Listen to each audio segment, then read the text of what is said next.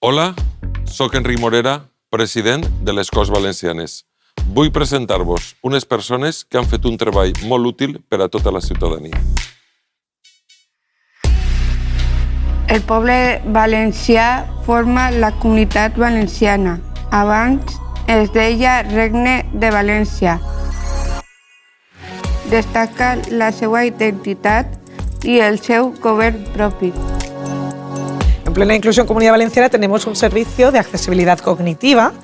La accesibilidad cognitiva es hacer las cosas fáciles de comprender para todo el mundo, y cuando la accesibilidad cognitiva se refiere a los textos es cuando hablamos de lectura fácil. Hemos validado en lectura fácil el Estatuto de Autonomía de la Comunidad Valenciana en valenciano y en castellano. Molt bé. Para que todas las personas lo puedan entender. Comprobamos la ortografía, la palabra, si se entiende. Buscamos sinónimos de las palabras que no entendemos y ponemos palabras en recuadros lo que significan. También la acompañamos con pictograma o con dibujitos para acompañar a la palabra.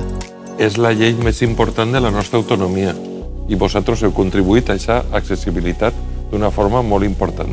La Generalitat treballarà perquè hi hagi igualtat d'oportunitats entre les dones i els homes i perquè puguen participar en la vida laboral, social, familiar i política sense discriminacions. Per això treballarà perquè hi hagi conciliació de la vida personal, familiar y laboral.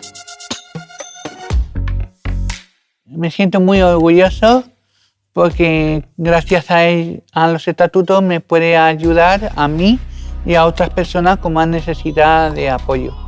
Me ha ayudado a entenderlo porque soy persona con discapacidad intelectual o del desarrollo. Y además es un derecho. Eso. Es un derecho.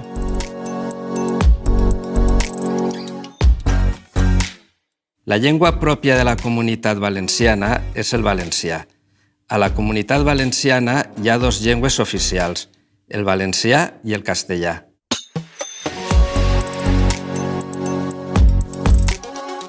Hem de fer unes Corts més humanes i una societat més humana, més accessible, més igualitària i facilitar la possibilitat que tots els col·lectius puguen conèixer millor el nostre estatut, que és la norma fonamental de la nostra autonomia, és important.